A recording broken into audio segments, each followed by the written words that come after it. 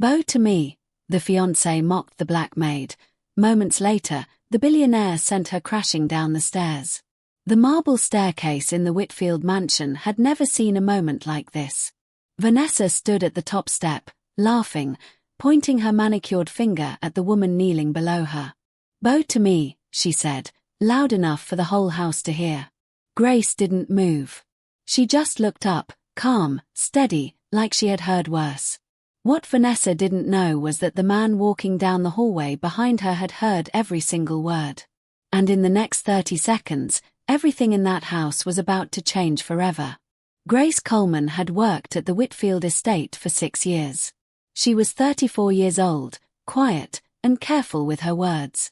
Every morning she arrived before sunrise to prepare breakfast, and every evening she was the last to leave. The staff loved her. The old housekeeper, Eleanor, used to say that Grace had hands that worked harder than her mouth ever complained. Henry Whitfield, the owner of the estate and one of the youngest self-made billionaires in the state, barely noticed the staff most days.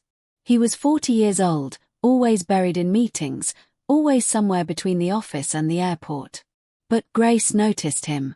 Not in the way people whispered about in the kitchen. She noticed the way he thanked the gardener by name. The way he remembered Eleanor's late husband's birthday. Small things. Quiet things. 6 months ago, Henry got engaged to Vanessa Price, a woman from a wealthy real estate family 2 counties over. She was 34 as well, polished, photogenic, the kind of woman magazines loved to photograph at charity galas. But behind closed doors, in the kitchen, in the hallways, Vanessa was someone else entirely. She snapped at the staff. She left messes for others to clean. And more than once, Grace had caught her speaking to the housekeepers in a tone she would never dare use in front of Henry.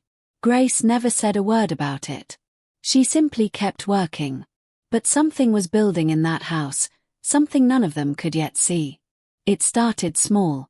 Vanessa would ring the bell twice instead of once, just to make Grace walk faster.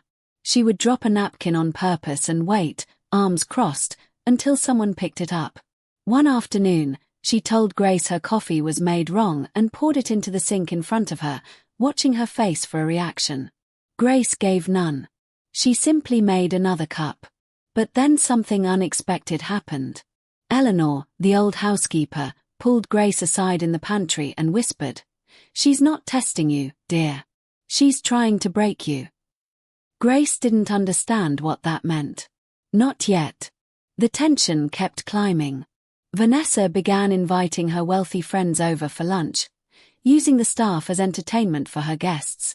She would ask Grace to fetch things unnecessarily, just to show her friends how well trained the help was. One of her friends laughed and said, "You really do run this house like a queen." Vanessa smiled at that. Grace stood by the wall, hands folded, saying nothing. No one noticed one tiny detail that afternoon. Henry had come home early. He was standing just outside the dining room, listening. That evening, Vanessa found Grace alone in the hallway near the staircase, carrying a tray of dishes back to the kitchen. She stopped her. "You know," Vanessa said, tilting her head, "in some houses, staff still show proper respect." Grace kept her eyes down and kept walking. Vanessa stepped in front of her. "I said, in some houses," she repeated, her voice sharpening. "The help knows their place." Grace stopped. She looked up, calm but tired. "I know my place, Miss Price," she said quietly. "Do you?" The hallway went silent. That's when everything changed. Vanessa's face twisted. She set her wine glass down hard on the side table. "Excuse me," she said, stepping closer. "Say that again." Grace didn't repeat it. She simply held the tray steady and waited. Vanessa's voice rose, sharp and cruel. "Bow to me," she said, loud enough to echo down the marble hallway. "Right now. Bow, like you're supposed to."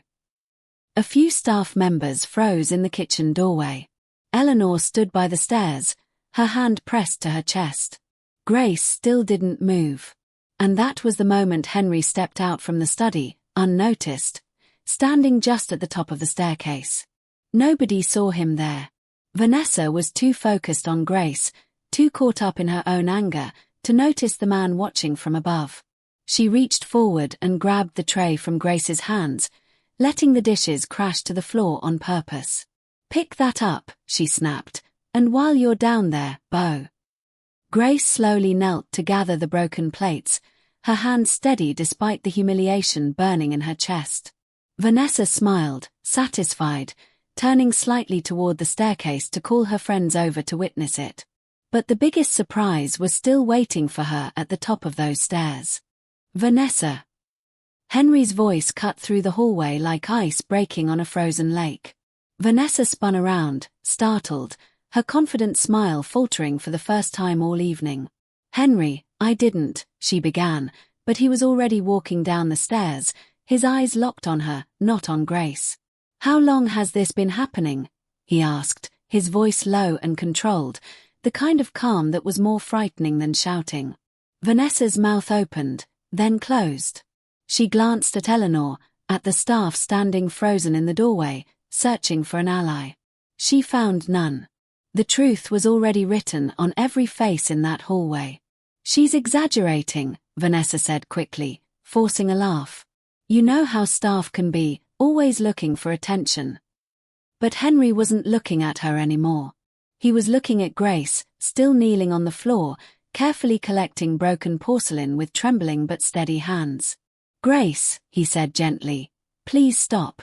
You don't have to do that."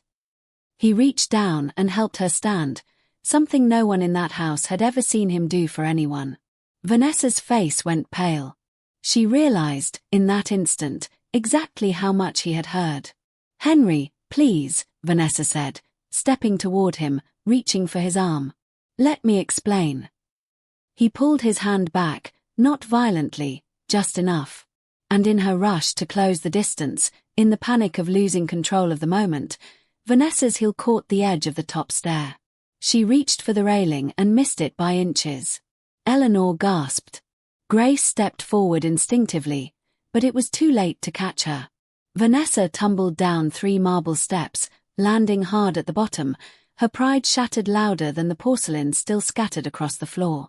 The room went completely silent. For a moment, nobody moved.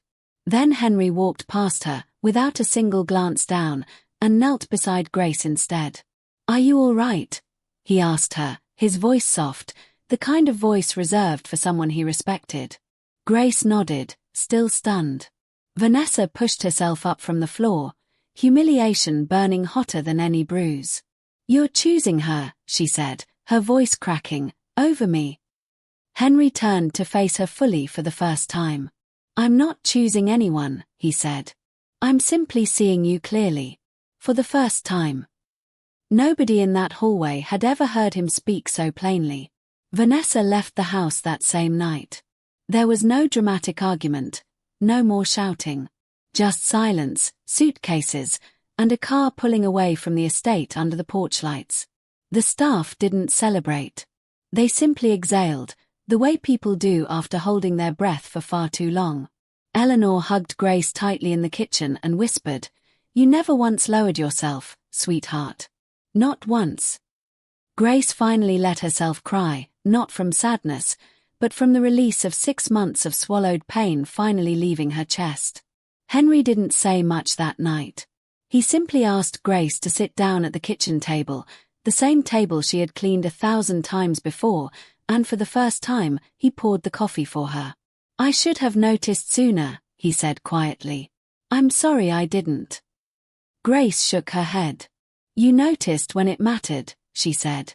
"That's what counts." He looked at her for a long moment, something warm and honest passing between them, something that had nothing to do with staff and employer, and everything to do with 2 people who had finally seen each other clearly.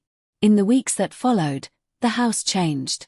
Henry made it clear to every member of the staff that respect in his home was not optional, not for anyone, regardless of title or bloodline. Grace was offered a promotion to manage the household staff directly, a position she nearly turned down out of habit, out of years of expecting less. But Eleanor squeezed her hand and said, "Take it, dear. You've more than earned your place at the table. And for the first time in a long while, Grace let herself believe that kindness and dignity could still win. Months later, at a small dinner Henry hosted for his closest staff, he raised his glass and looked directly at Grace. "To the people who hold a house together," he said, "not with money, but with grace." The room laughed softly at the gentle pun, and Grace smiled, really smiled, the kind of smile that reaches all the way to the eyes. She had spent 6 years believing her worth was measured by how quietly she could disappear into the background. That night, surrounded by people who finally saw her, she understood that some of the loudest lessons in life are taught in the quietest moments. Sometimes the smallest act of dignity becomes the greatest legacy of all. If this story touched your heart, please like this video, subscribe to the channel, and share it with someone who still believes kindness can change the world. We'd love to hear your thoughts, so leave a comment below.